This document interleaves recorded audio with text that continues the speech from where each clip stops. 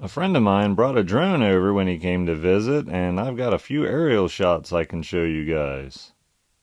We have 102 acres, but most of our stuff is limited to this half-acre spot up on the ridge.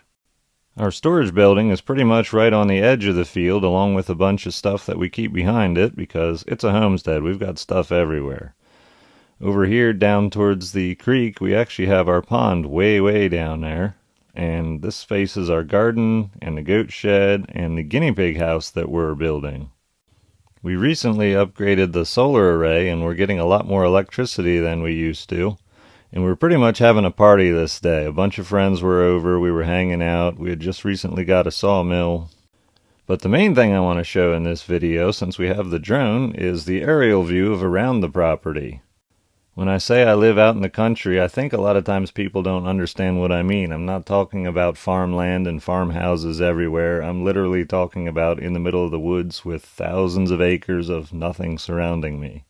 The two closest fields in this shot are actually both on my property, and those are two of the fields that Diane grazes with her goats.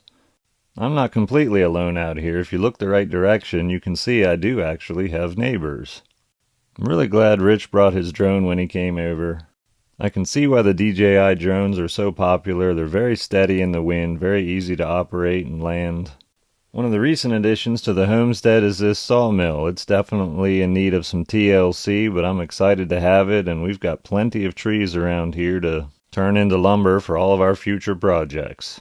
If you haven't already, hit that like and subscribe button, and we will continue making videos, including videos with some more drone footage of the surrounding area.